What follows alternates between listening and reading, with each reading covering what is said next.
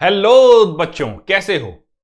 अभी तक हमने सॉल्यूशंस में कुछ बातें आराम से पढ़ ली हैं। अब सवाल यह है कि क्या आप उतना टाइम डिवोट कर रहे हो सीखने में? क्या क्या हो चुका है? कंसंट्रेशन, एक्सप्रेशन मस्त तरीके से हो चुकी हैं। उसके बाद हम चैप्टर के ओवरव्यू की तरफ चले हैं। हमने अभी तक ये जानकारी ले ली है कि इस चैप्टर में क्या क्या है। देखो ना, नेविगेशन होता है ना दोस्तों। मैं हर चैप्टर को शुरू कराने से पहले ये नेविगेशन जरूर देता हूं कि आपको कहां कहां चलना है, क्या क्या आपके स्टेशन होंगे और कहां कहां रुक के ठहर ठहर के एक्सप्लोर करना है। पहला हमने देखा हेनरीज लॉ, फिर हमने देखा यहीं पर डाल्टन्स लॉ से किस तरह हेनरी लॉ इंस्पायर्ड है, और फिर आप आए राउल्ट्स लॉ पे और तीनों लॉ के बीच में एक कनेक्शन हमने बनाया। बच्चों, अब हम आज आगे बढ़ेंगे और हम समझेंगे कॉलिगेटिव प्रॉपर्टी, और राउल्ट्स लॉ से जो हमने शुरुआत की थी वो आगे चलेंगे लेकर। और आई होपफुली आज हमारा ओवरव्यू कंप्लीट होगा और हम फिर टॉपिक वाइज हर स्टेशन पे वक्त बिताते हुए चलेंगे। लेक्चर की लेंथ जो आपकी चलेगी वो थोड़ी सी बढ़ सकती है, सिटिंग टाइम बढ़ाने की हैबिट डालो। भाई एक बात मैं आज आपसे जरूर कहूंगा, जो भी एक्सेलरेट बैच में बच्चे हैं, इन बच्चों के माइंड में कई सारी डाउट होते हैं। बच्चों, आज का लेक्चर जब मैं शुरू कर रहा हूं तो उससे पहले मैं ये चाहता हूं कि आप सभी, आपका जो स्टडी डेस्क है उसके ऊपर ये दो ऑप्शन जरूर लिख लेना। भाई बच्चों, पहला ऑप्शन आपके सामने रहेगा प्रेशर फॉर 4 months, और दूसरा ऑप्शन आपके सामने रहेगा प्रेशर फॉर लाइफ टाइम। आप में से कई बच्चे अभी भी काफी चीजें सोच रहे होंगे कि क्या हम इतना बैठ के पढ़ाई करें, इतने जुनून से अपने आप को आगे लेके चलें। तो इन दो ऑप्शंस की तरफ ध्यान देना। आपको सब्जेक्टिव टाइप प्रॉब्लम्स जो आएंगी वो सीबीएसई में आपके बोर्ड में चलेंगी, बट प्रोमिनेंटली आप ऑब्जेक्टिव टाइप प्रॉब्लम सॉल्व करेंगे, और उसमें मार्क की गई चॉइस आपका करियर, आपका फ्यूचर डिसाइड करती है। बच्चों, एक चीज ध्यान रखना, इन दोनों ऑप्शंस में से मान लीजिए आपने पहला वाला ऑप्शन टिक कर दिया, तो अब प्रेशर भयंकर तरीके से लेना शुरू कर दो। मैं भी अभी डीपीपी और लाइव भी आऊंगा आपके सामने, कोई दिक्कत नहीं। सॉलिड स्टेट भी आपका लेक्चर, क्योंकि वो लास्ट वीक होना था, ठीक है, मैंने आपको इस वीक से ज्वाइन करा है, तो मैं सॉलिड स्टेट के ऊपर भी क्लासेस लूंगा। तो ऑब्वियस सी बात है, एक्स्ट्रा क्लास भी आएगी, आपको पूरा एफर्ट देना पड़ेगा, बट चॉइस आपकी है। जिंदगी चॉइस से बनती है, चांस से नहीं। चॉइस आपकी है कि आप पहला ऑप्शन टिक करते हैं या नहीं। और यकीन मानना दोस्तों, अगर पहला ऑप्शन आपने टिक नहीं करा, सेकंड ऑप्शन लाइफ आपके लिए ऑटोमेटिकली टिक कर देगी। तो इस चीज को ध्यान रखना आगे बढ़ते हुए। तो आइए, कल हमने कॉलिगेटिव प्रॉपर्टी की बात की थी, है ना जी। कॉलिगेटिव प्रॉपर्टी क्या होती है, एक बार में निकलना चाहिए आपके माइंड से। Colligative properties are those properties, बोलो बच्चों, which depends solely on the number of solute particle, सिर्फ और सिर्फ solute particle पे ही डिपेंड करती है। ये कॉन्सेप्चुअलाइजेशन माइंड में बनना बहुत जरूरी है। ये सिर्फ किस पे डिपेंड करती है? नंबर ऑफ solute पार्टिकल पे। Am I clear with this? कोई दिक्कत तो नहीं? अच्छा, फिर हमने कल relative lowering of vapour pressure पढ़ा था भैया, बहुत आराम से, यस और नो। और उसके बाद हम आ गए थे एलिवेशन इन बॉइलिंग पॉइंट को भी हमने देखा था। ठीक है बच्चों, एलिवेशन इन बॉइलिंग पॉइंट। और देखो, मैंने आपको एलिवेशन इन बॉइलिंग पॉइंट से ही आज का सेशन आरंभ करते हैं। मैंने आपसे कहा था 4 कॉलिगेटिव प्रॉपर्टीज हैं। Number 1, relative lowering in vapour pressure. Number 2, elevation in boiling point. Number 3, depression in freezing point. And finally osmotic pressure. ध्यान से सुनते जाना, ये वो सारे स्टेशन हैं जो इस चैप्टर में आएंगे, ठीक है। और आज जो मैंने आपको एक वर्क असाइन किया है कि जहां भी बैठ के पढ़ते हो उसके ऊपर एक कागज पे ये चीज जरूर लिख लेना, प्रेशर फॉर 4 month या pressure for lifetime, choice is yours. रोज दिखना चाहिए ये, तभी वो जुनून, वो प्रेशर आपके पास है। कई बच्चे मुझसे पूछते हैं जब मैं पढ़ा रहा होता हूं कि सर टेंशन हो रही है और घबराहट हो रही है, तो मैं उनसे हमेशा कहता हूँ, बेटा अगर टेंशन हो रही है, दुखी हो रहे हो और परेशान हो रहे हो, आंसू निकल गए हैं, सुसाइडल थॉट आ रहे हैं, इसका मतलब तैयारी अच्छी चल रही है। और अगर ये सब नहीं हो रहा है तो तैयारी में कोई ना कोई कमी है। ठीक है, चलिए तो आगे बढ़ते हैं और यहीं से इस चीज को थोड़ा सा, एक मिनट, ये क्या, हाँ जी, अब आया बोर्ड मेरा। चलिए, तो मेरे बच्चे बड़ा ही आसानी से आगे बढ़ते हैं और एक बार बॉइलिंग पॉइंट को फिर से समझने की कोशिश करते हैं। मैंने आपसे कहा था बॉइलिंग पॉइंट क्या है, जहां पर हमारा वेपर प्रेशर एटमॉस्फेरिक प्रेशर के इक्वल हो जाए, वही टेम्परेचर हमारा बॉइलिंग पॉइंट है। जब भी मुझे अपनी स्टेट से दूसरी स्टेट में जाना है, या मैं लिक्विड से गैस में जाऊं या मैं लिक्विड से सॉलिड जाऊं, स्टेट तो मैं चेंज करूंगा, तो एक चीज का बराबर होना बहुत जरूरी है। इंडिया से यूनाइटेड स्टेट्स जाऊंगा तो अपने 100 का नोट नहीं चला पाऊंगा, करेंसी का सेम होना जरूरी है। डॉलर मुझे कन्वर्ट करने पड़ेंगे अपने रुपए। ठीक वैसे ही जब मैं स्टेट चेंज करता हूं तो मेरा वेपर प्रेशर भी एक्सटर्नल, उस फेस का भी और इस फेस का भी, यानी बेसिकली अगर मैं ध्यान से सोचूं तो लिक्विड और गैस का भी बराबर होना चाहिए। अगर फ्रीजिंग में हो रहा हूं तो लिक्विड और सॉलिड का बराबर होना चाहिए। बड़ी सीधी सी बात है। लेकिन किस तरह एक नॉन वॉलेटाइल सॉल्यूट इन्हें अफेक्ट करता है, क्योंकि वैसे भी बच्चों हम इस चैप्टर के अंदर effect of non volatile solute ही पढ़ते हैं। जरा अब ध्यान देना, मैंने आपसे कहा था कि मान लीजिए प्योर सॉल्वेंट है और उसका वेपर प्रेशर है। मेरे दोस्तों ढक्कन हमने लगा दिया है। वेपर प्रेशर क्या होता है बताइए फटाफट। भाई, pressure exerted by vapours on the walls of the container at equilibrium. मैंने आपसे ये चीज कही है कि सारा मजा इक्विलिब्रियम का ही है। Physical chemistry is all about equilibrium. इसी के साथ लिंक करेगा, हमारी लाइफ भी तो इक्विलिब्रियम में ही रहती है, हाँ या ना। जो बायोलॉजी वाले स्टूडेंट मेरा ये वीडियो देख रहे हैं उन्हें पता है कंडीशन होती है homeostasis. That homeostasis is basically an equilibrium. So बच्चों यहां पर एक इक्विलिब्रियम है when the rate of forward और बैकवर्ड रिएक्शन इक्वल होती हैं, उसी को आप इक्विलिब्रियम कहते हैं। नाउ द केस इज, अगर यही सिचुएशन है, इसका मतलब रेट ऑफ इवेपोरेशन जहां पर इक्वल हो रही है रेट ऑफ कंडेंसेशन के, उसी इक्विलिब्रियम की मैं बात कर रहा हूं। इस दौरान जो वेपर प्रेशर उस बर्तन की दीवारों पर लग रहा है उसी को कहा जाएगा वेपर प्रेशर। यह बात ध्यान रखिए। The pressure exerted by the vapours on the walls of the container at equilibrium is known as vapor pressure। चलिए जी, बहुत अच्छी बात है। और ये मैंने आपको समझाया भी था कि भाई मेरे ये रहा सॉल्वेंट, डन, और इसको मैंने अब हीट करना शुरू करा। प्योर सॉल्वेंट है, पानी का जलवा लेके देखते हैं।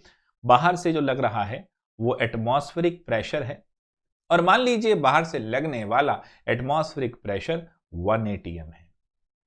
डन है दोस्तों, कितना है 1 atm। नाउ इसको मैंने अंदर से हीट करना शुरू किया। 100 डिग्री पर जब मैंने इसको हीट कर लिया तो इसका भी इंटरनल जो वेपर प्रेशर था, जो पार्टिकल वेपर फेज में आए, उन्होंने दीवारों पर धक्का लगाया, उसको मैंने नोट करा, वो भी आ गया 1 atm। सिंपल लॉजिक है दोस्तों। तो इसका 100 डिग्री क्या हो गया, अब इसका 100 डिग्री अब इसका बॉइलिंग पॉइंट हो गया, क्योंकि इसी टेम्परेचर पर इसका वेपर प्रेशर और बाहर का एटमॉस्फेरिक प्रेशर इक्वल है। इस बात को अपने जहन में बैठाना बहुत जरूरी है, बिकॉज जब हम इसके ऊपर न्यूमेरिकल्स की बात करेंगे, कंसेप्चुअल क्वेश्चंस की बात करेंगे, तो ये आपका दिमाग में बैक ऑफ द माइंड चलना चाहिए। ये देखो बच्चों, मैं बड़ा सिंपल चलता हूं। पहले मैं ओवरव्यू क्यों कराता हूं, एक राउंड इससे हो जाता है, एनसीईआरटी इससे कवर हो जाता है। दूसरा राउंड में टॉपिक वाइज चलता हूं, तीसरा राउंड में फिर एक बार नीट जेई के सवाल जो मेंस में आए हैं उनके साथ चलता हूं, और फाइनली एडवांस के क्वेश्चन करता हूं। 4 बार आपको एक चैप्टर कराता हूं। भैया अगर 4 बार में भी चैप्टर क्लियर नहीं हुआ तो फिर समझ लो गड़बड़ है ना, मतलब रिएक्शन फिजिबल नहीं है आपके लिए। तो एक चीज ध्यान रखना, बड़े ध्यान समझना। अब आपने यहां पर नॉन वॉलेटाइल सॉल्यूट फेंक दिया, नॉन वॉलेटाइल सॉल्यूट इसके अंदर बस गया आके, अरे भैया चलो भैया यहां पर आके फंस गया। अब नॉन वॉलेटाइल सॉल्यूट जब बीच में आके फंसेगा तो पार्टिकल का निकलना दूभर कर देगा, मुश्किल कर देगा, डिफिकल्ट कर देगा। और जब पार्टिकल वेपर फेज में आ ही नहीं पाएंगे तो प्रेशर क्या खाक लगाएंगे? पहले 100 बंदे दीवारों पर धक्का मार रहे थे, अब अगर मान लो 80 बंदे दीवारों पर धक्का लगाएंगे तो वेपर प्रेशर तो ऑटोमेटिकली कम हो जाएगा भैया। तो अब 100 डिग्री पर लेट से 0.8 ATM ही रह गया। क्या भला? Vapour pressure. वाह जी वाह, बड़ा मजेदार कॉन्सेप्ट। अब क्या करें? पार्टिकल नहीं निकल पा रहे उतने ताकि बाहर वाले एटमॉस्फेरिक प्रेशर को इक्वल कर सके, तो क्या करोगे भाई? कोई नहीं, और बढ़ाओ हीट और दो टेम्परेचर। पार्टिकल हीट बढ़ाने पर भागते हैं, यस और नो। टेम्परेचर बढ़ाने पर काइनेटिक एनर्जी बढ़ जाती है, यस और नो। नहीं मानते? किसी की सीट के नीचे आग लगाओगे तो उठ के तो भागेगा ही। सिंपल लॉजिक से सोच के देखो। वैसे स्टेट्स ऑफ मैटर कक्षा 11 में आपने ये चीज पढ़ी थी काइनेटिक थ्योरी ऑफ गैसेस के साथ। ठीक है बच्चों, कोई दिक्कत तो नहीं? तैयार रहना इस कॉन्सेप्चुअल के, क्योंकि जब स्टेशन वाइज चलूंगा तो क्वेश्चन इसी बातों पे आपसे पूछता चलूंगा। अब क्या करूं? टेम्परेचर बढ़ाता हूं, लेट से 120 तक पहुंचाता हूं।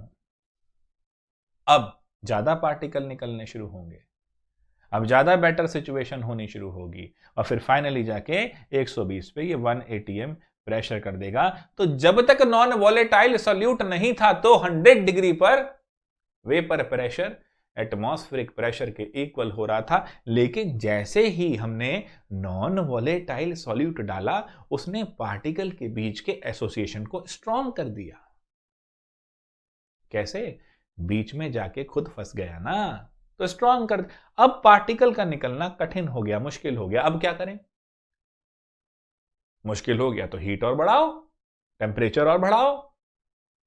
तो भैया टेम्परेचर वेरिएशन आ गया, बॉइलिंग पॉइंट बढ़ गया। तो आपके नॉन वॉलेटाइल सॉल्यूट ने जब सॉल्वेंट के अंदर प्रवेश किया तो उसने उसका बॉइलिंग पॉइंट बढ़ा दिया। तो ये जो बॉइलिंग पॉइंट का चेंज आया किसकी वजह से आया? सर जी, सॉल्यूट की वजह से। बहुत बढ़िया। लेकिन हम सॉल्यूट कंसंट्रेशन को देखेंगे ना, क्योंकि अगर सॉल्यूट की कंसंट्रेशन बढ़ाएंगे तो उतना ही मेरा एलिवेशन भी बढ़ता चला जाएगा। अगर चाय में मीठा चीनी की वजह से हो रहा है तो अगर मैं ज्यादा चाय चीनी डालता जाऊंगा तो चाय और मीठी होती चली जाएगी। ठीक वैसे ही अगर elevation in boiling point solute concentration बढ़ाने से हो रहा है, तो अगर मैं सॉल्यूट और बढ़ाऊंगा तो ऑब्वियस सी बात है कि भाई हमारी एलिवेशन इन बॉइलिंग पॉइंट यानी बॉइलिंग पॉइंट और बढ़ता चला जाएगा। तो इसका मतलब elevation in boiling point that is T2 minus T1। T2 मेरा फाइनल टेम्परेचर है, जैसे यहां पर 120 था। T1 मेरा 100 डिग्री है। ठीक है दोस्तों, तो अब ये किस पे प्रोपोर्शनल है? ये सर जी प्रोपोर्शनल है कंसेंट्रेशन ऑफ सॉल्यूट पार्टिकल्स। अच्छा, अब कंसेंट्रेशन टर्म हमने अपनी पहली क्लास में पढ़ी थी। मोलैरिटी थी, स्ट्रेंथ थी, नॉर्मेलिटी थी। क्या करें? मोलैलिटी थी। सर मोलैरिटी, नॉर्मेलिटी, स्ट्रेंथ, ये तीनों की तीनों वॉल्यूम पे डिपेंड करती हैं, और वॉल्यूम टेम्परेचर डिपेंडेंट होता है, चार्ल्स अंकल कह के गए थे। तो इसका मतलब क्योंकि यहां पर टेम्परेचर ही वेरी कर रहा है तो हम यहां पर मोलैरिटी नॉर्मेलिटी वालों को तो ले ही नहीं सकते हैं जी। हमें याद करो, मोलैलिटी टेम्परेचर इंडिपेंडेंट थी, तो बस फिर यहां पर हम लेंगे मोलैलिटी स्मॉल m। क्यों लिया? क्योंकि ये टेम्परेचर वेरी कर रहा है इस रिएक्शन में। अब इसको लिख लेंगे हम डेल टीबी, इसको लिखेंगे केबी, कांस्टेंट हो गया, और ये molality. This one is known as molal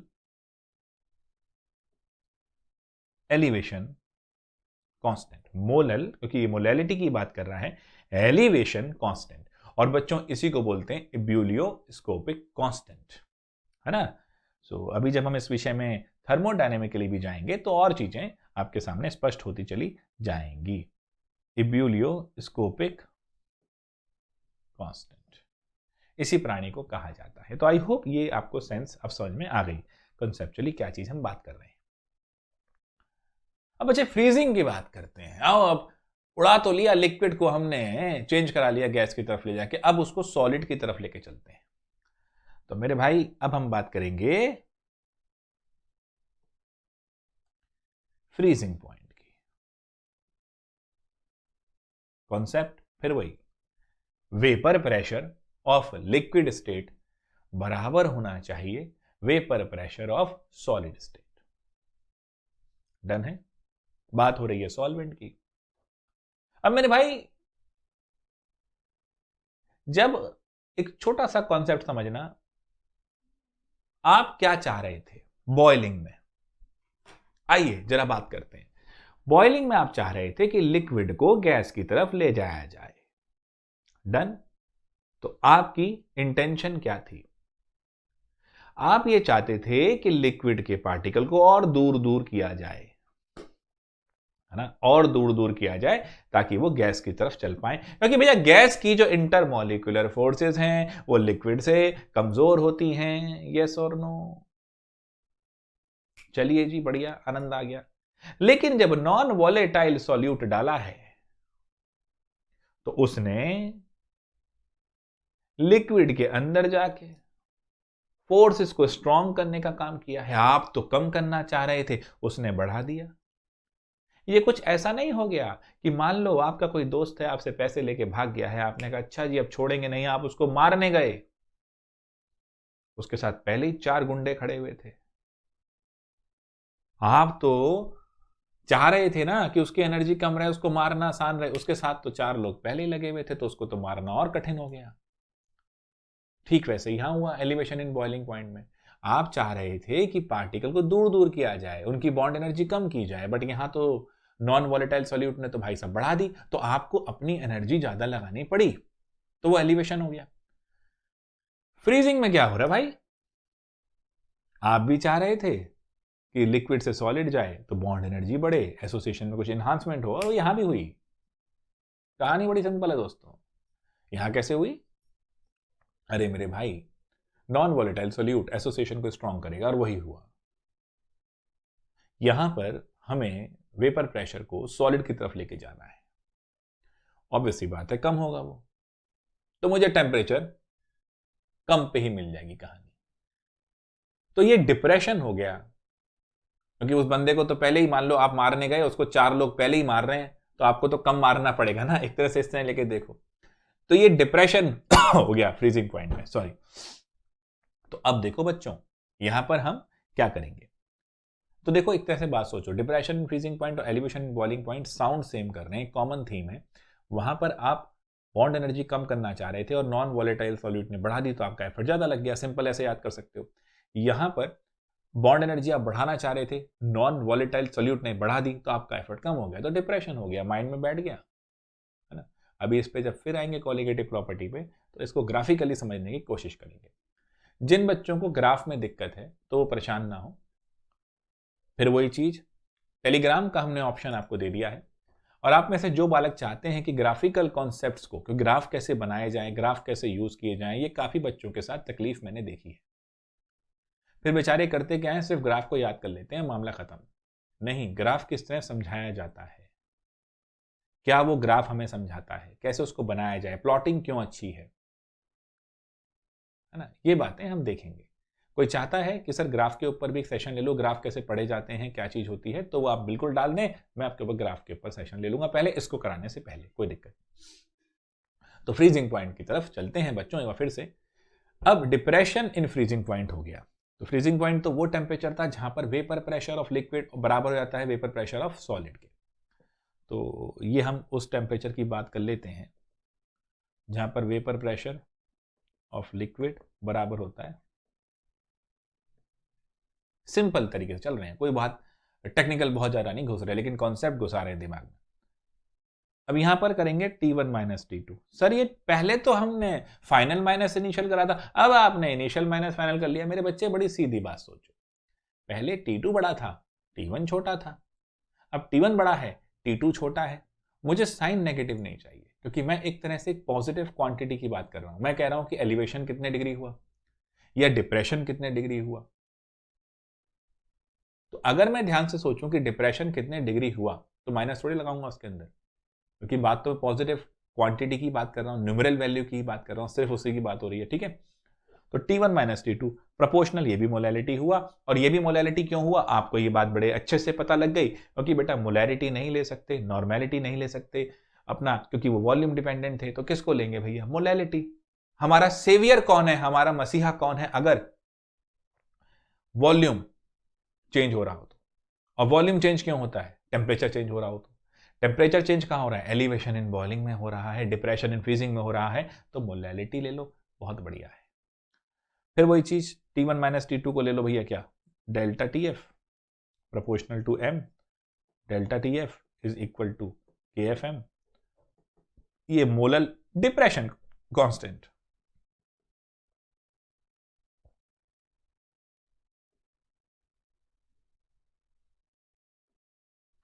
और इसी को बोल देते हैं बेटा क्रायोस्कोपिक कांस्टेंट।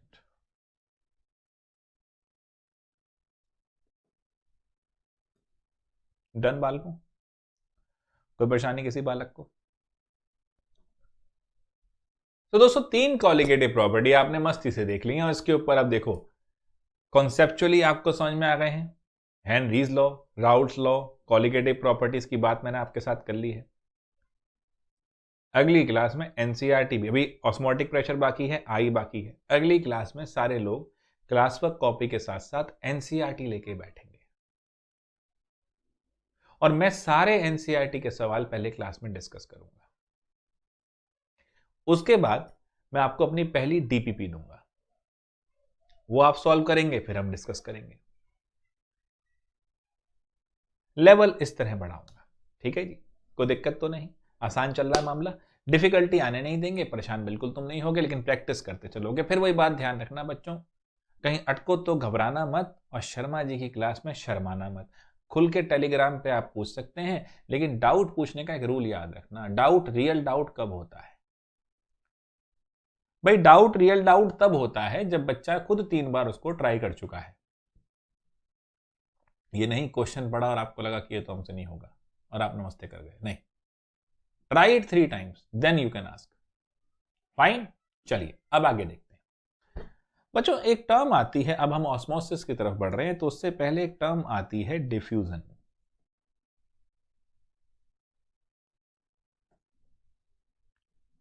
अब भाई ये डिफ्यूजन क्या होती है, क्लास 8th या 9th में आपने पहली बार इस टर्म को सुना होगा, हिंदी में सुना होगा तो विसरण कहते हैं इसको।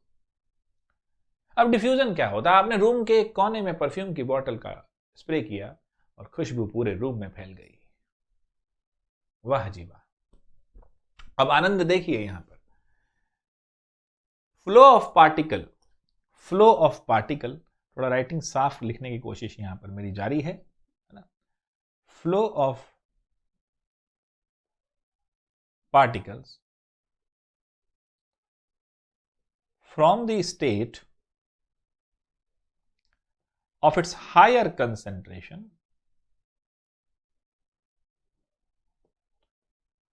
to the state of its lower concentration, ये है जी डिफ्यूजन। अब बच्चों एक चीज सोचिए बड़े ध्यान से, सांस हम खींचते हैं, आइए लीजिए, आनंद ले लिया हमने, सांस भरी, हमारे लंग्स के अंदर ऑक्सीजन कंसेंट्रेशन ज्यादा हो गई, और वो जो वेसल्स जो पूरी बॉडी से ब्लड लेकर आ रही हैं उसमें ऑक्सीजन कंसेंट्रेशन कम है, डिफ्यूजन। लंग्स से उन ब्लड वेसल्स में, और वापस क्योंकि ब्लड वेसल में CO2 कंसेंट्रेशन ज्यादा थी, तो वापस हम उसे लेके बाहर फेंकेंगे। डिफ्यूजन ऑफ गैसेस की वजह से हम ये ब्रीदिंग कर पाते हैं, रेस्पिरेशन हमारा चालू रहता है। तो डिफ्यूजन हायर कंसेंट्रेशन से लोअर कंसेंट्रेशन की तरफ पार्टिकल का आना हो गया, इसका एक भाई है ऑस्मोसिस।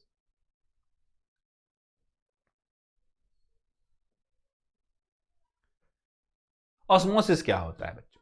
देखो बड़ा सिंपल कॉन्सेप्ट। यहां भी फ्लो ऑफ पार्टिकल है, लेकिन कौन सा फ्लो ऑफ पार्टिकल, जरा ध्यान देना। सिर्फ सॉल्वेंट। तो flow of solvent particles from higher to lower concentration, यानी flow of solvent particle only. अब बाकी तो पूरी डेफिनेशन आप यही पेल दो, कोई टेंशन नहीं। सर लेकिन ऐसा कौन होगा जो सिर्फ सॉल्वेंट को ही जाने देगा, सॉल्यूट को नहीं? कोई तो हमें चाहिए ना बैरियर। मान लो आपके स्कूल में एंट्री लेनी है तो एक आईडी कार्ड जरूर चाहिए, ये थोड़ी हर कोई बंदा घुस जाएगा। अब बच्चों इसको बोलते हैं परमिएबिलिटी। जो लोग बायोलॉजी पढ़ते हैं उनको पता है कि सेल के अंदर सेल मेम्ब्रेन होता है, सेलेक्टिवली परमिएबल होता है। ये सब बच्चों ने खैर क्लास 9th में पढ़ाई था सेल बायोलॉजी के लिए। परमिएबिलिटी का मतलब क्या है? स्कूल का गेट खुला है भैया, जो भी आए जो भी जाए, तो इसका मतलब स्कूल परमिएबल है, कोई भी आ सकता है, कोई भी कुछ भी करे जाए, कोई दिक्कत। सेलेक्टिवली परमिएबल, जिनके पास आईडी कार्ड है सिर्फ वही स्कूल में आ सकते हैं। यहां पर आप सॉल्यूट को मूव नहीं करने देना चाहते हो, आप सॉल्वेंट को देना चाहते हो, तो आप लगाएंगे एक सेमी परमिएबल मेम्ब्रेन। ये सेमी परमिएबल मेम्ब्रेन इस चीज को कंट्रोल करता है कि सॉल्वेंट की मूवमेंट रहे, सॉल्यूट की नहीं। तो एक तरह से हम कह सकते हैं कि ऑस्मोसिस में सॉल्वेंट अपनी हायर कंसेंट्रेशन से अपनी लोअर कंसेंट्रेशन पे जाता है। कुछ किताबों में सॉल्यूट के टर्म्स में लिखेंगे तो वो लोअर टू हायर हो जाएगा, बट ये आप सॉल्वेंट के टर्म्स में याद रखेंगे। अब एक एग्जांपल इसी पे खेलते हैं।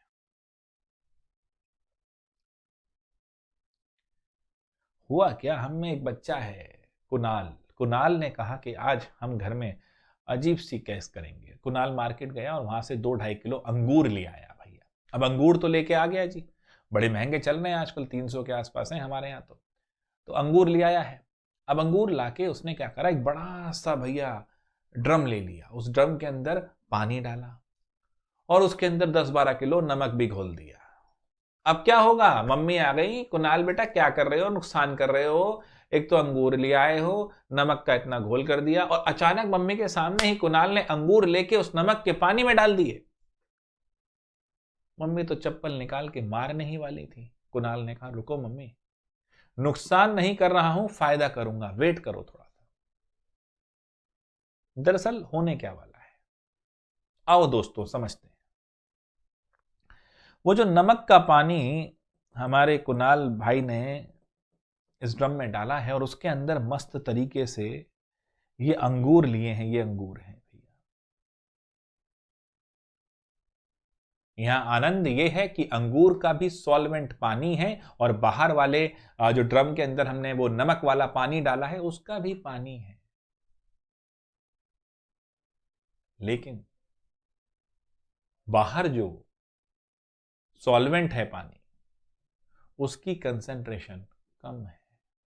आप कहोगे सर वो तो बहुत सारा पानी है, अंगूर में तो जरा सा पानी है। मेरे भाई कंसेंट्रेशन की बात चल रही है और कंसेंट्रेशन रेशो होता है, और रेशो के हिसाब से अंगूर में तो नमक है नहीं, नमक तो बाहर वाले पानी में है। तो बाहर वाले पानी में सॉल्यूट कंसेंट्रेशन ज्यादा है और सॉल्वेंट कंसेंट्रेशन कम है। क्लियर है? इस तरह समझने की कोशिश करो। अब बच्चों मेन पॉइंट समझना, जो हमारा बाहर वाला सॉल्यूशन है इसे कहा जाएगा हाइपर टॉनिक, क्योंकि वहां पर सॉल्यूट कंसेंट्रेशन ज्यादा है। जो अंगूर के अंदर है वो है हाइपो टॉनिक। भाई हाइपर माने ज्यादा, हाइपो माने कम। सॉल्यूट कंसेंट्रेशन ज्यादा, हाइपरटॉनिक। सॉल्यूट कंसेंट्रेशन कम, हाइपोटॉनिक। बड़ी सिंपल बात। अब क्या होगा, सॉल्वेंट अपनी हायर कंसेंट्रेशन से अपनी लोअर कंसेंट्रेशन की तरफ मूव करेगा, यानी अंगूर का पानी बाहर निकलना शुरू हो जाएगा। इसे कहा जाता है मेरे दोस्तों एक्सोस्मोसिस। एक्सोस, एग्जिट हो रही है। ऑस्मोसिस तो हो रहा है बट अंगूर से पानी की एग्जिट हो रही है। समझना ध्यान से। और अंगूर का जो छिलका है लगभग वो कैसे यूज हो रहा है, वो एसपीएम, सेमी परमिएबल मेम्ब्रेन की तरह मान के चलो। अंगूर का सारा पानी ये खींच लेगा बाहर, अंगूर का सारा पानी ये बाहर खींच लेगा। तो अंगूर क्या था बच्चे? फ्रूट। पानी चला गया तो क्या बन जाएगा? ड्राई फ्रूट, किसमिस। तो इस एक्सोस्मोसिस की वजह से हमारा वो अंगूर जो फ्रूट था वो ड्राई फ्रूट बन गया। और ड्राई फ्रूट बनाने के लिए आप इस तरह के प्रोसेसेस को यूज कर सकते हो। तो यहां पर हमें ऑस्मोसिस का कॉन्सेप्ट समझ में आ गया। कभी सोचा है बच्चों, वो बड़े बड़े शायर समुद्र पे खड़े हो जाते हैं, और एक पुराना गाना भी था कि दिल ऐसा किसी ने मेरा तोड़ा, तो उसमें लाइन बोलता है वो कि भाई सागर कितना मेरे पास है, मेरे मन में भी फिर भी प्यास है। मतलब पी ले भाई सागर का पानी, क्या मुसीबत है? मुसीबत यही है, सागर का पानी हाइपरटोनिक सॉल्यूशन है। अगर आपने सागर का पानी पी लिया तो मेरे बच्चे, प्यास तो लगी थी आपको, बॉडी डिहाइड्रेटेड थी, और आपने नमक वाला पानी पी लिया, हाइपरटोनिक पानी पी लिया, तो और बत्ती बुझ जाएगी। वो आपकी बॉडी का पानी और खींच लेगा, आप और ज्यादा डिहाइड्रेट हो जाओगे। इसलिए वो भाई सही कह रहे हैं, सागर कितना मेरे पास है, मेरे जीवन में फिर भी प्यास है। ये चीज समझना। इसीलिए आप ओशियन वाटर को नहीं पी सकते, क्योंकि वो खुद ऑलरेडी क्या है, हाईली मतलब हाइपोटोनिक है, और आपकी बॉडी का जो पानी है, आपकी बॉडी का जो सिस्टम है वो हाइपोटोनिक है, तो आपको डिहाइड्रेट कर देगा। ये भी ऑस्मोसिस है। क्लियर है बच्चों? तो ऑस्मोसिस का कॉन्सेप्ट मैंने आपको समझाया है ना। ऑस्मोसिस पे जब दोबारा आएंगे तो हम रिवर्स ऑस्मोसिस भी पढ़ेंगे। रिवर्स ऑस्मोसिस आपने देखा होगा, आरओ सिस्टम आप सबके घरों में होते हैं, क्यों वो फायदेमंद है और क्यों नहीं, इसके विषय में जब हम स्टेशन पे आएंगे फिर से समझेंगे। ऑस्मोसिस आई होप आपको क्लियर होगा। अब जो भी चीज चेंज होती है, ऑस्मोसिस भी समहाउ एक इक्विलिब्रियम था। ध्यान से देखो, ये हाइपोटोनिक और हाइपरटोनिक सॉल्यूशन के बीच में एक इक्विलिब्रियम मेंटेन था, और जब ये शुरू हुआ सॉल्वेंट का मूवमेंट, तो ये दोनों फिर सेम कंसंट्रेशन पे आफ्टर पीरियड ऑफ टाइम आ जाएंगे और दोनों बन जाएंगे आइसोटोनिक, दोनों की कंसंट्रेशन हो जाएगी सेम। लेकिन जब इक्विलिब्रियम में बदलाव आने शुरू होंगे तो उसको रोकने की कोशिश भी होगी, तो एक प्रेशर लगता है, सिंपल सिंपल। और ओन्नू के अंदर मतलब उसको कहते हैं भाई साहब osmotic pressure.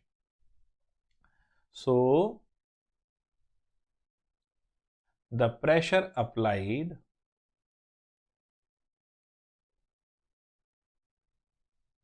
To prevent osmosis, क्या राइटिंग आई है भैया, अब आ रहा है देखो Anand, is known as osmotic pressure.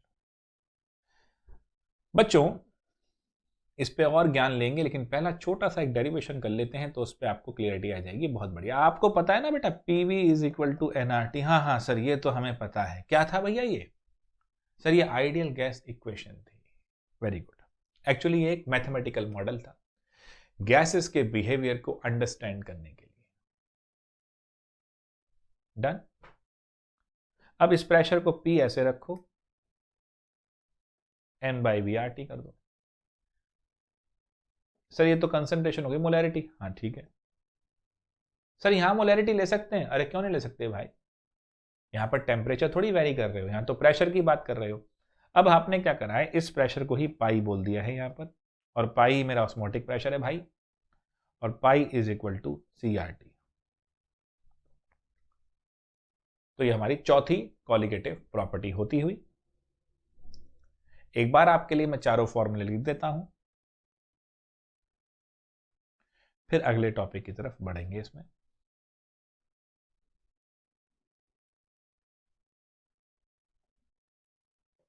ध्यान से नोट करना क्लास वर्क कॉपी पे। नंबर 1 थी RLBP, relative loading of pressure, P not A minus PS upon P not A is equal to XB। Sir दूसरी हम बताएंगे, बताओ बेटा। Delta TB is equal to KBM। अरे ज्ञानी हो भैया। अरे चौथी बताओ फटाफट, KFM। और ये लो जी, सर ये 4 फॉर्मूले हमारे सारे कॉम्पिटिटिव टेस्ट और सभी प्रकार से, और एनसीईआरटी कितनी किफायती किताब है।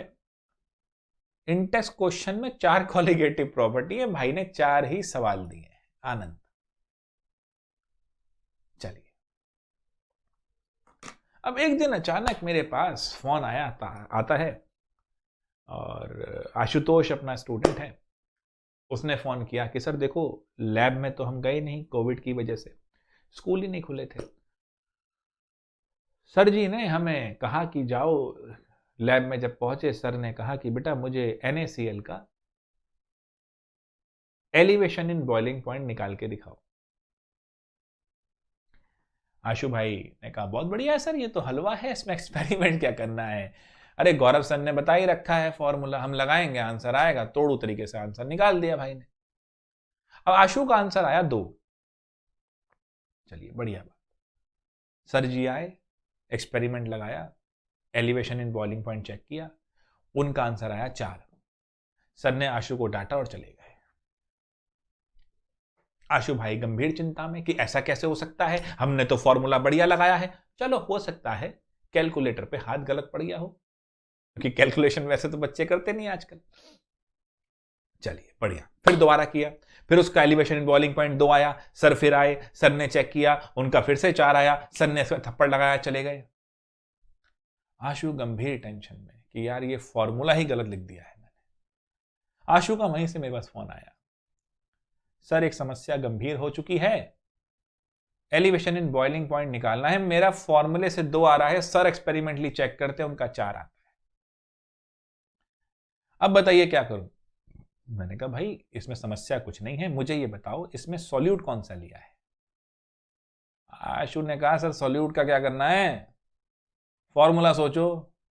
मैंने कहा मेरे भाई elevation in boiling point colligative property है, और colligative property number of solute particle पे डिपेंड करती है। आप जो देख रहे हो, आप NaCl को 1 मान के चल रहे हो, बट NaCl जैसे ही सॉल्यूशन में गया है वो Na+ और Cl- में टूट गया है, और जैसे ही वो Na+ और Cl- में टूटा है, जैसे ही वो Na+ और Cl- में टूटा है, वैसे ही पार्टिकल हो गए हैं 2। ये ठीक ऐसा है, आपका बर्थडे था, 50 लोग आपने बुलाए, 50 थाली आपने रेस्टोरेंट में बुक करा दी। आपका एक दोस्त चालाक निकला, भाई बुर्का पहन के आ गया और अपने साथ एक छोटे भाई को भी ले आया, और अंदर जाके वो उसने उतार दिया और वो दोनों हो गए। अब थाली कितनी लग जाएंगी, 51। अब बिल आ गया 51 थाली का। आप कह रहे हैं भैया हमने तो 50 ही थाली का ऑर्डर दिया था, 50 ही लोग आए हैं, एंट्री 50 की हुई है, आप 51 कैसे कर रहे हो। होटल वाले और आप में जंग छिड़ गई। ठीक वही यहां हुआ। NaCl भाई आपको लगा 1 होंगे, एक्वस सॉल्यूशन में जाते के साथ ही तो 2 पार्टिकल हो गए। और colligative properties are those properties which depend solely on number of solute particles. Done है दोस्तों। तो अब क्या होगा, अब सोचना पड़ेगा, क्योंकि घटना तो हो गई। अब इसके लिए सॉल्यूशन ढूंढते हैं। अब हमने बोला कि भैया ये जो बिहेवियर है ये नॉर्मल बिहेवियर नहीं है, और अगर नॉर्मल नहीं है तो क्या कहोगे। अरे सिंपल नहीं है तो कॉम्प्लेक्स कहते हो, नॉर्मल नहीं है तो अब नॉर्मल कहते हो। तो अब ये अब नॉर्मेलिटी आ गई, तो ये अब नॉर्मल बिहेवियर हो गया। अब क्या करें जी, बड़ा सिंपल। अब एक साहब आए, मिस्टर वेंटहॉफ।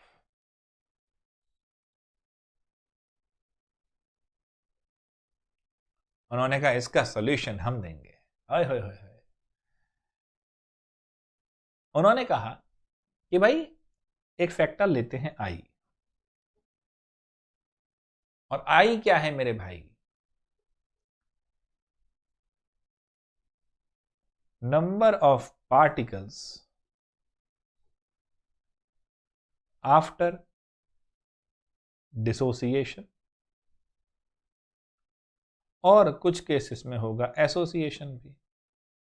ऐसा कैसे भैया, एसोसिएशन कैसे? अरे भाई 50 लोग बुलाए थे, हो सकता है 2 बच्चों को तो साथ में ही खा गए प्लेट में, अरे इतना तो हम नहीं खा सकते, हम तो एक में ही खा लेंगे। तो बिल तो 50 का आपने देना था लेकिन आया 49 का। यहां पर एसोसिएशन हो गई। Upon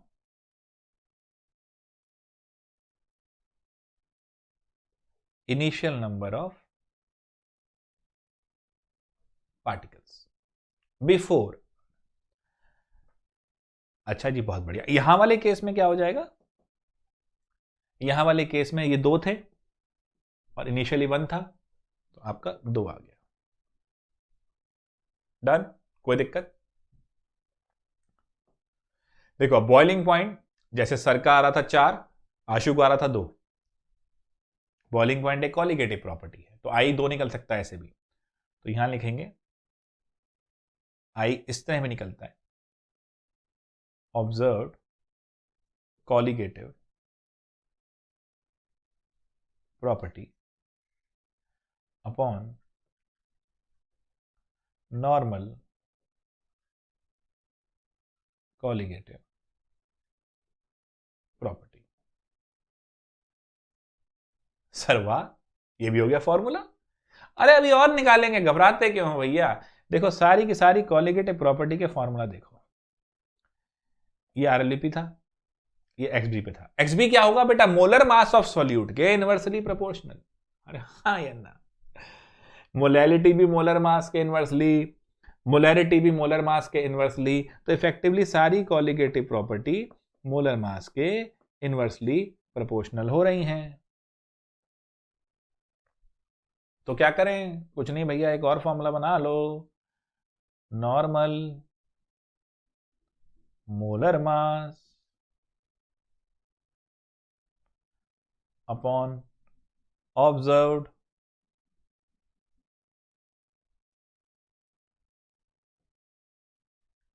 molar mass. डन है। चलो सर ये तो हम फोड़ देंगे, ये तो क्या दिक्कत है, NaCl में 2 था, KBr में 2 हो जाएगा और ऐसे निकाल लेंगे। बहुत बढ़िया भैया। बट गुरु जैसे आप जानते हो ये सारे इलेक्ट्रोलाइटिक सॉल्यूशंस हैं और इसमें भैया स्ट्रॉन्ग ते वीक होते हैं। ओहो सर ये तो समस्या हो गई अब, यानी इसका मतलब तो अब आप मुझे फिर से इक्विलिब्रियम की तरफ ले जा रहे हो। हाँ तो घबराओ नहीं, आसानी से हो जाएगा। पहली बात तो एक बार क्लास में डिस्कस कर लेते हैं, ये स्ट्रॉन्ग थे वीक इलेक्ट्रोलाइट क्या होते हैं। एक छोटा सा एग्जांपल लेते हैं भाई। फ्रीडम फाइटर थे हमारे पास 2, तो एक था रिहान, एक था जीशान, ये दोनों फ्रीडम फाइटर थे। अब क्या हुआ जी? ब्रिटिशर्स ने डंडा उठाया, मारना शुरू करा। अब एक बंदा तो एक ही डंडे में गिर गया, दूसरा पिटता रहा, जय हिंद बोलता रहा, पिटता रहा, जय हिंद बोलता रहा।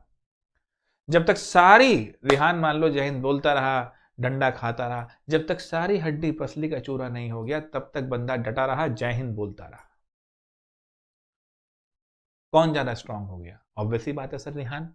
तो वही चीज यहां है, जो इलेक्ट्रोलाइट कंप्लीटली डिसोसिएट हो जाता है वो स्ट्रांग है और जो पार्शली होता है वो वीक है। ये ठीक वैसे है बच्चों, स्ट्रांग स्टूडेंट कौन है, वीक स्टूडेंट कौन है? आपके पास दिन में 16 घंटे पढ़ने के लिए अवेलेबल है। अब जो बच्चा कंप्लीटली 16 घंटे पढ़ाई में लगाता है वो स्ट्रांग हो जाएगा, जो पार्शियल 2-4 घंटे लगाता है वो वीक हो जाएगा। सिंपल है। तो जो शो कंप्लीट कर दे डिसोसिएशन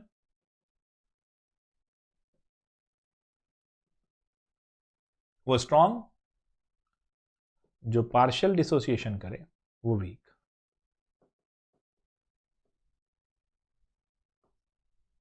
डन है जी। अब पार्शियल वाले के लिए आपने कक्षा 11 में ओस्टवाल्ड डाइल्यूशन लॉ पढ़ा था। आइए मैं एक बार रिव्यू करा दूं, क्योंकि एक्सेलरेट तो है लेकिन समझना तो पड़ेगा ना सारा, क्योंकि इस पे सवालों का एक दायरा बनता है। मान लीजिए ये A goes to B plus C, equilibrium establish था, T is equal to 0। Reaction जहां आरंभ होती है, ये नहीं विश्व जहां आरंभ हुआ, नहीं भैया, रिएक्शन जहां आरंभ होती है। अगर ये लेक्चर मेरा 3:30 बजे शुरू हो रहा है तो ये 3:30 t = 0 है। उस समय जरा ध्यान से देखना बच्चों, मान लो घर में सब्जी बन रही है, मम्मी 5 किलो आलू लाई हैं, तो इस समय तो खाली कच्चे आलू ही हैं, यानी रिएक्टेंट कंसंट्रेशन तो फुल है, प्रोडक्ट तो अभी 0 है। अभी दम आलू तो बने नहीं, आलू पराठे तो बने नहीं, क्योंकि तो कच्चे आलू हैं खाली। जब खाना बन चुका है t = t, अब इक्विलिब्रियम में कंसंट्रेशन कैसे होती है? बचा हुआ रिएक्टेंट और बना हुआ प्रोडक्ट। इक्विलिब्रियम कंसंट्रेशन कोई बहुत तोड़ चीज नहीं होती, बचा हुआ रिएक्टेंट बना हुआ प्रोडक्ट, बचा हुआ रिएक्टेंट बना हुआ प्रोडक्ट, वही अपना इक्विलिब्रियम कंसंट्रेशन है। क्लियर है बच्चों? मोलर रेशियो है 1 मोल इसका टूटता है तो 1 मोल इसका बनता है, 1 मोल इसका बनता है। बहुत आसान, ध्यान रखना, 2 होता तो 2 टूटता उसका। अब एक चीज देखो बच्चे, मैंने लेट्स से अपने स्टूडेंट को, आपको 100 रुपए दिए, आपने 50 खर्च कर दिए। ध्यान से सुनना, मैंने 200 दिए, आपने 100 खर्च कर दिए। मैंने 400 दिए, आपने 200 खर्च कर दिए। मैंने 500 दिए हैं, आप कितना बचा लाएंगे? 500 दिए, कितना बचा लेंगे आप? देखो, मैं जितने भी देता हूं उसके आप 50% खर्च कर देते हैं। मैं जितने भी देता हूं उसके आप 50% खर्च कर देते हैं, तो इसका मतलब आपका खर्चा कांस्टेंट, आपका स्पेंडिंग कांस्टेंट 50% है। ठीक है, बचा कितना होगा? इस 500 में से आपने 500 का 50% खर्च कर दिया होगा, 50/100, तो बचा होगा 250। तो ये मेरी इनिशियल कंसंट्रेशन थी, ये भी मेरी इनिशियल कंसंट्रेशन थी, ये डिग्री ऑफ एक्सपेंडिचर था। तो बचा हुआ कितना हो गया? C minus C alpha. तो ये बचा हुआ कितना हो गया? C minus C alpha. टूटा कितना है इसका? C alpha. तो यहां पे कितना गया होगा? C अल्फा और C अल्फा। अगर यहां 2 होता तो ये 2C अल्फा हो जाता, सिंपल। और इसका K निकाल लो, तो ये C alpha upon C minus C alpha, तो ये K आ जाएगा मेरा C² alpha square, C common ले लिया, 1 माइनस अल्फा, ये उड़ा दिया, तो C alpha square upon 1 minus alpha. और फिर आपसे कहते थे 1 माइनस अल्फा को नेग्लेक्ट कर देंगे जहां पर डाइल्यूशन ज्यादा होगा। बच्चे कंफ्यूज होते थे, सर हमें नेग्लेक्ट करना है नहीं करना है, एडवांस का क्वेश्चन है तो नहीं करना है, बाकी सब में कर लो। नहीं बताएंगे 10 की पावर -5 का क्या इसमें रोल है, बट फिलहाल आप ये लेके चलेंगे K = C alpha square. This is how you should proceed. तो आई होप ये समझ में आ गया होगा, और कैसे ये C माइनस सी अल्फा आता है ये भी आपको अच्छे से समझ में आ गया होगा। अब मैं आगे बढ़ता हूं। तो अल्फा डिग्री ऑफ डिसोसिएशन होती है, और इसका रिलेशन I के साथ चाहिए। वो कैसे निकालेंगे, एक बार ये और देख लीजिए।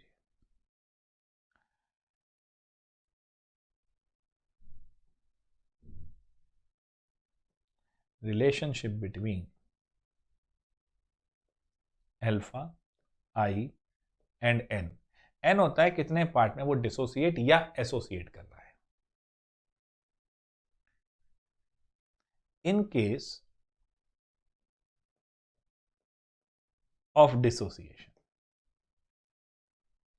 ध्यान से देखना बच्चों, इन केस ऑफ डिसोसिएशन। अब मान लीजिए AN था, Na में टूट गया, Cl2 था, 2Cl में टूट गया, T = 0 पे। ये C था, ये 0 था, T = T पे ये C माइनस सी अल्फा था, ये C अल्फा था। I क्या होता है? Sir number of moles after dissociation and association upon initial number of mole. अब आफ्टर डिसोसिएशन एसोसिएशन तो ये दोनों हो गए, तो I कह दीजिए number of moles at equilibrium. Done है। अब एक चीज सोचो, अपॉन 1 जो इनिशियल था। बच्चों पहले वाले केस में एक चीज ध्यान रखो, मैंने कहा था यहां 1 का रेशो था, तो अगर ये सी अल्फा टूटा था तो ये सी अल्फा और ये सी अल्फा था। अगर यहां 2 होता तो ये 2 हो जाता। ये 1 टूटेगा तो ये एन बनेगा, तो सी अल्फा टूटा है तो ये एन सी अल्फा बना है। क्लियर है? कोई परेशानी किसी बालक को?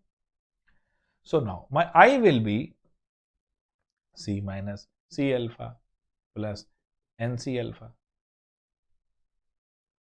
क्लियर है बच्चों? अब क्या कर सकते हैं? अपॉन इनिशियल कितना था? C. So number of moles after dissociation and association that is possible at equilibrium upon initial करोगे, इनिशियल सी कर दिया मैंने, अब पेज चेंज करना ही पड़ेगा। सी तो चलो दिख ही रहा है आपको, सब में से कॉमन निकाल के मैंने हटा दिया, नमस्ते हो गई। तो मेरा आई कितना हो गया बच्चे?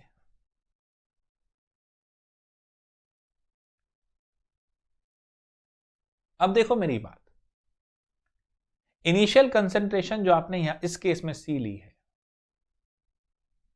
उसको अगर आप बहुत आसानी से लेके देखें तो 1 के हिसाब से देखोगे ना कि 1 में से कितना डिसोसिएट हो गया, 1 में से कितना एसोसिएट हो गया। ये बात बड़े ही दिमाग में बिठाने की कोशिश करना।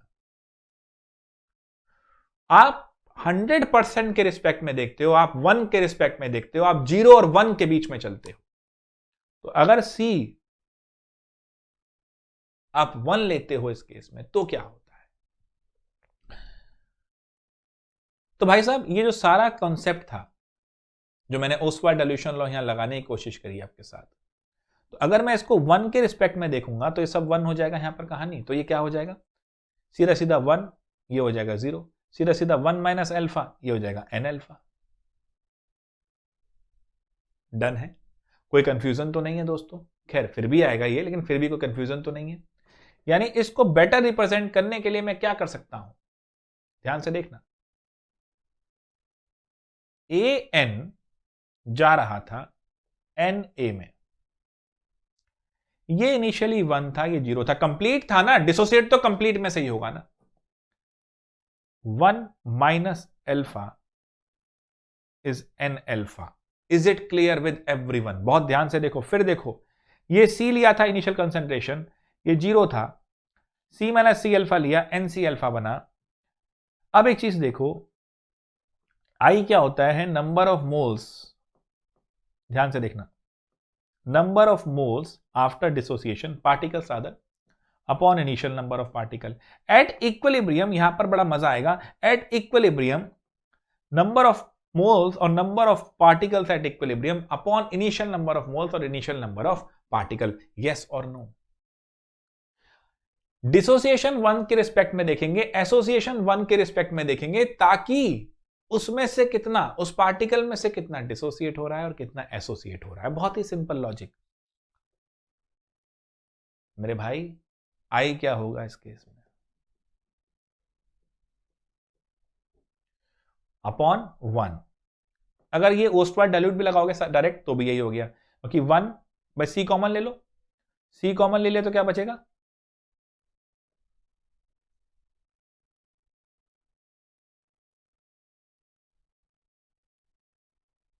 डन? यही चीज बचनी है। तो दोनों चीजों को ध्यान से देखना, इस तरीके से बन जाएगा। 1 क्यों लिया है मैंने? ताकि मैं 1 के लिहाज से 1 के रिस्पेक्ट में एसोसिएशन और डिसोसिएशन को समझ सकूं। चलिए बहुत बढ़िया, 1 को इधर ले जाइए, i minus 1 n alpha minus alpha, alpha common ले लिया, एन माइनस 1। तो अब मेरा अल्फा क्या हो जाएगा? I minus 1 upon n minus 1।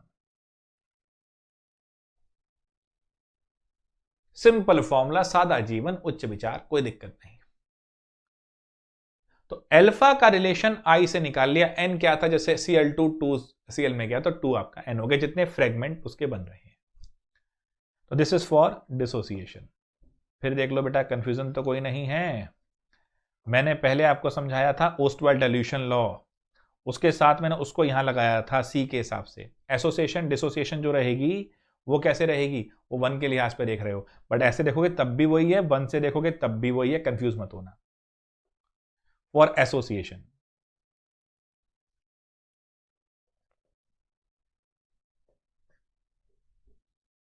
अब देखिए फॉर एसोसिएशन क्या है। अब यहां पर क्या होगा, एन ए चला जाएगा ए एन में। अब क्या करूं, कुछ नहीं, ये क्या है जी, 1 0 1 minus alpha alpha by N, क्योंकि अब एसोसिएट हुआ है, जुड़ गया है आपस में, 2 से 1 हुआ है। t is equal to 0, t is equal to T. I क्या है बेटा, 1 minus alpha plus alpha by n upon 1 तो हटा ही दो, फिर इधर लिया आई माइनस 1 और ये ले लो alpha by n minus alpha, तो ये हो जाएगा क्या, अल्फा कॉमन ले लो 1 बाय एन माइनस 1 और आई माइनस 1। फॉर्मूला आ गया, ये भी कोई दिक्कत तो नहीं, ध्यान से देख लो एक बार। इन केस ऑफ एसोसिएशन भी आई और अल्फा का रिलेशन आ गया है, इन केस ऑफ डिसोसिएशन भी आई और अल्फा का रिलेशन आ गया है। अल्फा से क्वेश्चन मिक्स करूंगा, इक्विलिब्रियम वाले कॉन्सेप्ट आपको आज क्लियर कर दिया है मैंने। सो फाइनली चारों कॉलिगेटिव प्रॉपर्टी आई के साथ लिख रहा हूं, आई मतलब van't Hoff factor.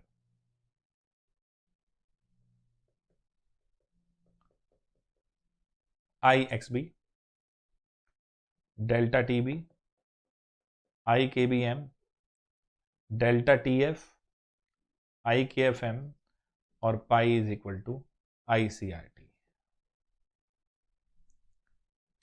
With this chapter का ओवरव्यू समाप्त होता है। सो आई होप जो मैं आपको समझाना चाह रहा था पूरे इस चैप्टर के लिहाज से वो पूरा हो गया। अगला एक्शन पॉइंट क्या है, अगले लेक्चर में मेरे एनसीईआरटी लेके बैठना, क्योंकि मैं सारा जो पॉइंट है एनसीईआरटी का 1 बाय 1 आपको समझाऊंगा, क्वेश्चन लिखूंगा नहीं। एनसीईआरटी का ये वाला क्वेश्चन समझा रहा हूं, एनसीईआरटी का ये वाला क्वेश्चन समझा रहा हूं, इसके पीछे कॉन्सेप्ट ये है, इसके पीछे से आईआईटी जेईई में ये पूछा गया है, इसके पीछे से नीट में ये पूछा गया है और ये पूछा जा सकता है। अगला लेक्चर बहुत आपके लिए इंपॉर्टेंट होगा, क्योंकि आपको पता है सब लोग कहते हैं एनसीईआरटी से आता है, एनसीईआरटी से आता है, एनसीईआरटी से आता है, एनसीईआरटी से आता है, बट भैया एनसीईआरटी से क्या आता है ये हम बता रहे हैं आपको। उसके बाद जेईई मेन के क्वेश्चन पर्टिकुलर, उसके बाद नीट वाले क्वेश्चन। एक चीज ध्यान रखना, जब मैं एनसीईआरटी से पढ़ाऊंगा, सारी एनसीईआरटी सॉल्व कराऊंगा आफ्टर ओवरव्यू, उसके बाद मैं एक एक टॉपिक उठाऊंगा। सीक्वेंस मेरा ये रहेगा, अगली क्लास में एनसीईआरटी लेके बैठोगे, ओवरव्यू के हिसाब से पूरी एनसीईआरटी समाप्त कर दूंगा, कोई दिक्कत नहीं। उसके बाद लूंगा जेईई के हिसाब से, तो एक एक टॉपिक को आराम से उठाऊंगा। Raoult's law, Henry's law, deviation from Raoult's law, वो तो एनसीईआरटी में भी आ जाएंगे। उसके बाद कॉलिगेटिव प्रॉपर्टी, एक एक लेक्चर में 2 कॉलिगेटिव प्रॉपर्टी के न्यूमेरिकल, और फाइनली इक्विलिब्रियम के साथ लिंक कैसे होगा। तो आई होप मेरा पॉइंट आपको समझ में आ गया है, मेहनत इस हिसाब से करनी है। तो बच्चों, जो मैंने आज क्लास के स्टार्टिंग में कहा था, प्रेशर फॉर 4 मंथ, वो ध्यान रखना, बहुत होगा मेरे साथ, तो काम मैं आपको बहुत दूंगा, ठीक है। उसे करते रहना, 100% सक्सेस गारंटी। तो आज के लिए इतना ही। नमस्कार दोस्तों, मिलते हैं फिर आपसे नेक्स्ट सेशन में। तैयार रहना विद योर एनसीईआरटी।